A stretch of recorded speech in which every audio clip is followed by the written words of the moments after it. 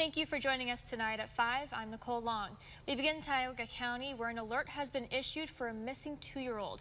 The Owego Police Department are looking for Charles Soriano, who they believe is endangered. He was last seen on Adeline Street in the village of Owego at 6:14 p.m. on Wednesday, September 25th.